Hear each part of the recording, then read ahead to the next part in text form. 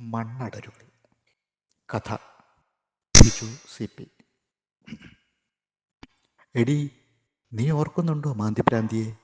അവർ മരിച്ചുപോയടി. Duty കഴിഞ്ഞ് rest റൂമിൽ uniform മാറിയിരിക്കുമ്പോഴാണ് റിസയുടെ WhatsApp വന്നത്. മാന്തിപ്രാന്തി. പെട്ടെന്ന് അവരുടെ മുഖം ഓർമ്മയിലേക്ക് ഇരമ്പി വന്ന് ലാൻഡ് ചെയ്തു. എത്ര കാലം മുമ്പാണ് അവരെ കാണാറുണ്ടായിരുന്നത്? ചുരുങ്ങിയത് 25 കൊല്ലം കഴിഞ്ഞിട്ടുണ്ടാവണം. അന്ന് ഞങ്ങൾ സ്കൂളിൽ പഠിക്കുകയായിരുന്നു. ഞാൻ 7ാം ക്ലാസ്സിലായിരുന്നെന്ന് തോന്നുന്നു. അതോ 8ലോ. അന്ന് അവർ മാന്തിപ്രാന്തിയായിരുന്നില്ല. മറ്റെന്തോ പേര് അവർക്കുണ്ടായിരുന്നു.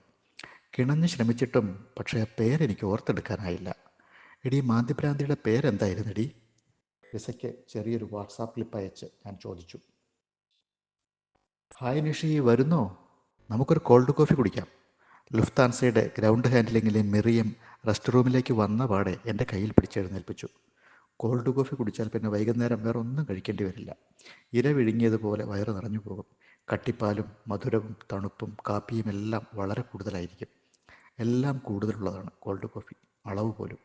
അതറിയാമായിരുന്നെങ്കിലും അതിമധുരവും തണുപ്പും കാപ്പിയുടെ കൊതിപ്പിക്കുന്ന രുചിയുമൊക്കെ സ്വയം അറിയാതെ തന്നെ എന്നെ മെറിയത്തിനൊപ്പം കഫേയിലേക്ക് കൊണ്ടുപോയി. കഫേയിലിരുന്നാൽ ചില്ലു ചുമരുകൾക്കപ്പുറത്ത് പാർക്കിംഗ് ബേയിൽ വിമാനങ്ങൾ നിരന്നു കിടക്കുന്നത് കാണാം. കടലോരത്തെ നനുത്ത പൊടിമണ്ണിൻ്റെ നെടും പരപ്പിൽ നിരനിരയായി കൂന കൂട്ടിയതുപോലെ വിമാനങ്ങൾ നിരന്നു കിടക്കുന്നു. അകലെ റൺവേയുടെ അപ്പുറത്ത് കുട്ടിക്കാലത്തെ കടൽ പതുങ്ങിക്കിടപ്പാണെന്ന് എനിക്ക് തോന്നി. നാട്ടിൽ ഒരാൾ മരിച്ചുപോയെന്ന് ഞാൻ മറിയത്തിനോട് പറഞ്ഞു. ആണോ? കൺട്രോളൻസ് നിഷി. ക്ലോസ് റിലേറ്റീവ്സ് ആരെങ്കിലും ആണോ?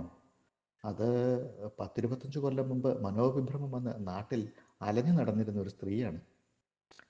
അങ്ങനെ ഒരു സ്ത്രീ മരിച്ചുപോയതിൽ നീ എന്താ ഇങ്ങനെ നെർവസ് ആകുന്നത്?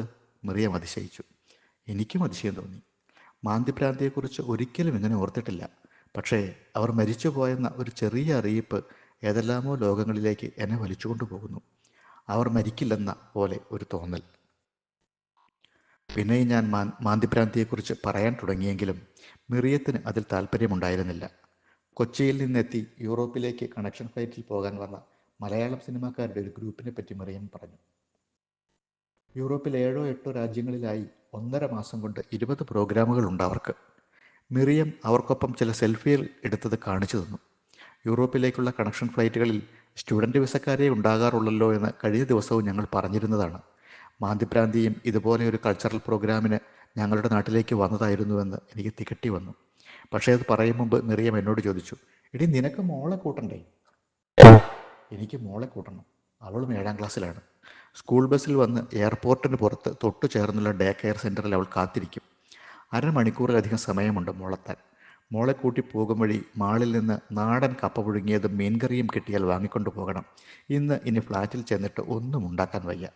ഫ്രിഡ്ജിൽ നിന്ന് എടുത്ത് ചൂടാക്കിയാൽ മതിയാവുമെങ്കിലും അതിനും വയ്യ. വെയിലിന് ഇപ്പോൾ ചൂട് തീരെയില്ല. ക്യാബ് വേണ്ടെന്ന് വെച്ച് ഞാൻ വാക്കുവേയിലൂടെ പതുക്കെ നടന്നു. 1-1.5 കിലോമീറ്ററോളം നടക്കണം എയർപോർട്ടിൽ നിന്ന് പുറത്തെത്താൻ. യൂണിഫോം ഇട്ട് പട്ടാളച്ചിട്ടയിലെന്നോണം നിരയൊപ്പിച്ച് ജാടയിൽ നിൽക്കുന്ന ക്രോട്ടൺ ചെടികൾ. തികഞ്ഞ ഔപചാരികതയിൽ കൊഴുത്ത പച്ചപ്പോടെ തുറ്റു നിൽക്കുന്ന പുൽപ്പരപ്പ്. ശില്പവടിവുകളുള്ള വളവുതിരിവുകളോടെ ടൈൽ പാകിയ നിരയൊത്ത നടപ്പാത. ഭൂമിയിൽ ഏറ്റവും ചിട്ടയും ഔപചാരികതയും ആർഭാടവും നിറഞ്ഞ പൊതുവിടങ്ങൾ വിമാനത്താവളങ്ങളായിരിക്കുമോ? എയർപോർട്ട് വരും മുമ്പ് ഇവിടവും ഒരു കടപ്പുറം മാത്രമായിരുന്നിരിക്കണം. മണൽപ്പരപ്പിന് നടുവിലെ ഈ എയർപോർട്ടിൽ എല്ലാം അമിതമാണെന്ന് എനിക്ക് പലപ്പോഴും തോന്നിയിരുന്നു. സ്ഥല സൗകര്യം, പച്ചപ്പ്, ഉപചാരങ്ങൾ, കെട്ടിടങ്ങളുടെ വലിപ്പം എല്ലാം കൂടുതലുള്ളതാണ് ഈ എയർപോർട്ട്.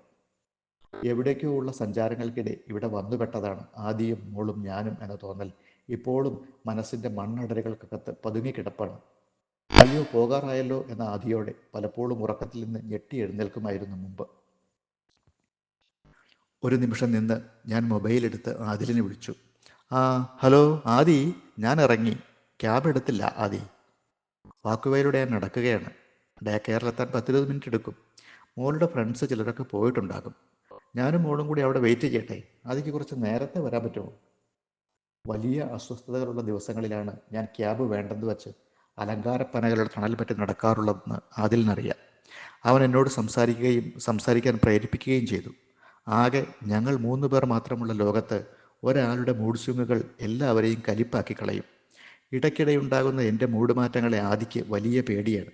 നാട്ടിൽ നിന്ന് വാട്സാപ്പിൽ കിട്ടുന്ന ലോക്കൽ ചാനലുകളിലെ വാർത്തകൾ, ഇൻസ്റ്റയിലും ഫേസ്ബുക്കിലും വാട്സാപ്പ് ഗ്രൂപ്പുകളിലും ഒക്കെയായി ഷെയർ ചെയ്തു വരുന്ന ചെറിയ ന്യൂസ് വീഡിയോകൾ ഒക്കെ എനിക്ക് മൂടുമാറ്റങ്ങൾ ഉണ്ടാക്കുന്നത് ആദിക്കറിയാം. അവൻ എന്നിൽ നിന്ന് എൻ്റെ പ്രശ്നം മാന്തി പുറത്തെടുക്കാൻ ശ്രമിച്ചു. മിറിയത്തിനൊപ്പം കോൾഡ് കോഫി കുടിച്ചത് കൊണ്ടാണ് നടക്കാൻ തീരുമാനിച്ചത് എന്ന് പറഞ്ഞെങ്കിലും അത് നുണയാണെന്ന് തിരിച്ചറിയാൻ ആദിക്ക് വിഷമമില്ല. മാന്തിഭ്രാന്തി മരിച്ചുപോയെന്ന് ഞാൻ അവനോട് പറഞ്ഞു. അവൻ പതുക്കെ ചിരിച്ചു കേൾപ്പിച്ചു. ഇതാണ് നിനക്ക് ഇന്നത്തെ പ്രശ്നം. ആരായി മാന്തിഭ്രാന്തി? അവനോട് വിശദീകരിക്കാൻ എളുപ്പമല്ലല്ലോ. നീ വേഗം വാ, മോളെ കൂട്ടി നമുക്ക് അപ്പാർട്ട്മെൻറ്റിലേക്ക് പോകാം. ഞാൻ അവനോട് ദേഷ്യപ്പെട്ടു. ഞങ്ങൾ 7-ലോ 8-ലോ പഠിക്കുമ്പോഴാണ്. കടലോരത്തെ ഞങ്ങളുടെ ചെറിയ അങ്ങാടിയിൽ പതിവ് പോലെ എല്ലാ അവധിക്കാലത്തും വരാറുള്ള നാടൻ സർക്കസ് നാടക സംഘങ്ങളിലൊന്നിൽ ഉണ്ടായിരുന്നതാണ് മാന്തിഭ്രാന്തി. സഞ്ചാരങ്ങൾക്കിടെ ഞങ്ങളുടെ കടലോരത്തെ മണൽപ്പരപ്പിൽ വന്നുപെട്ടവർ. തെരുവുകൾക്കപ്പുറത്ത് പ്രശാന്തമായി കടൽ. കടലിൽ നിന്ന് മടുപ്പില്ലാതെ വീശുന്ന ഇളങ്കാറ്റ്. അത് കരയിലാകെ തണുപ്പ് ചൊരിയുന്നുണ്ടാവും. ഒരേ മട്ടിലുള്ള ഇരുണ്ട നീലിമ പങ്കിട്ട് കടലിനുമേൽ വലിയ ആകാശം. ആ വലിയ നീല ടെൻറ്റിനുള്ളിൽ ചുളുചുള കുത്തുന്ന കാറ്റേറ്റ് പതുങ്ങിക്കിടപ്പാണ് ഞങ്ങളുടെ ചെറിയ നാടൻ അങ്ങാടി. ഇരുണ്ട നീലിമയിലലിഞ്ഞ സന്ധ്യയുടെ കടും ചുവപ്പ്. ആ കനച്ച നിറം ഒരു വിഷാദമങ്ങലായി കടപ്പുറത്തിന് മേൽ പുകഞ്ഞു പിടിച്ചിട്ടുണ്ടാവും. വൈകുന്നേരങ്ങളിൽ കടലിൻ്റേത് നനഞ്ഞ ഏങ്ങലടികളാണ്. പതിഞ്ഞ വിഷാദം മറച്ചുവെക്കാനെന്നോണം കൊച്ചു കൊച്ചു മനുഷ്യർ കടപ്പുറത്ത് ഓടിപ്പാഞ്ഞു നടക്കും. ഉച്ചത്തിൽ സംസാരിക്കും. കടലിൻ്റെ ഇരുൾഘനമാണ്ട നെടുവീർപ്പുകളിൽ ആ ഒച്ചകൾ നുറുങ്ങിപ്പോവും. വമ്പൻ നിഴലിൻ്റെ ചോടെ വിരകി നടക്കുന്ന ഉറുമ്പുകളെപ്പോലെ ചെറുതാണ് കടപ്പുറത്തെ മനുഷ്യർ. പൊടുന്നനെ ഒരു ലെൻസ് ഇരമ്പി വന്ന് നിഴൽ ചിത്രത്തിന് ചോടെയുള്ള ഉറുമ്പ് മനുഷ്യരെ സൂം ചെയ്തു. സായാഹ്നം. ഇരുട്ടിൻ്റെ കടന്നാക്രമണത്തെ ചെറുക്കാൻ വെമ്പലോടെ വെളിച്ചത്തിൻ്റെ തേങ്ങലുകളായി 1-2 പെട്രോമാക്സുകൾ. കടപ്പുറത്ത് മനുഷ്യരെ കൊണ്ട് തീർത്ത ഒരു 3/4 വട്ടം. അതിന് നടുവിൽ ഒരു സ്റ്റൂൾ. അതിനുമേൽ ഒരു പെട്രോമാക്സ്. മുട്ടിനു താഴെ എത്തുന്ന അയഞ്ഞ പൈജാമയും തിളങ്ങുന്ന അലുകുകൾ തയ്ച്ചു പിടിപ്പിച്ച മുറിക്കയ്യൻ ബനിയനുമായി ഒരാൾ. പഴയൊരു ഡ്രമ്മിനുമേൽ ചെണ്ടക്കോല് കൊണ്ട് തട്ടി അയാളുടെ താളം. മാജിക്കും സർക്കസും നാടകവും എല്ലാം ചേർന്ന ഒന്നാണ് അവർ അവതരിപ്പിക്കുന്നത്. അച്ഛനും അമ്മയും മകളും മാത്രമുള്ള ഒരു സർക്കസ് കമ്പനി, ലോക ടൂറിംഗ് സർക്കസ്. നീണ്ട അറിയിപ്പുകൾക്കും അവതരണങ്ങൾക്കുമിടയിൽ ആ കൊച്ചു പെൺകുട്ടി 4-5 ചെറുനാരങ്ങകൾ കൊണ്ട് അമ്മാനമാടി. 4 തൊപ്പികൾ പരസ്പരം തലയിലേക്ക് എറിഞ്ഞു പിടിച്ച് അവളും അമ്മയും നിരന്തരമായ ഒരു തൊപ്പിവളയം സൃഷ്ടിച്ചു. 2 തൊപ്പി എപ്പോഴും അവരുടെ തലകളിൽ ഇരിപ്പുറപ്പാക്കും, 2 തലയിലേക്കുള്ള പറക്കലിലും. അയാൾ ഒന്നിനു പുറകെ ഒന്നായി 2 കോഴിമുട്ടകൾ മുകളിലേക്ക് എറിഞ്ഞ് വായിൽ പിടിച്ച് അതുവഴി വിഴുങ്ങി. അവരുടെ വളിപ്പൻ തമാശകളിൽ കടപ്പുറം ഒന്നാകെ ആർത്തു ചിരിച്ചു. ആ ആൾക്കൂട്ടത്തിന് അവർ തന്നെ നിലക്കടലയും കട്ടൻ ചായയും വിറ്റു. മുട്ട പുഴുങ്ങിയത് നൂലുകൊണ്ട് മുറിച്ച് 2ആക്കുന്നതും പകുതി മുട്ട വിൽക്കുന്നതുമൊക്കെ ഞങ്ങൾ കുട്ടികൾക്ക് വലിയ ലോകബോധം പകർന്നു.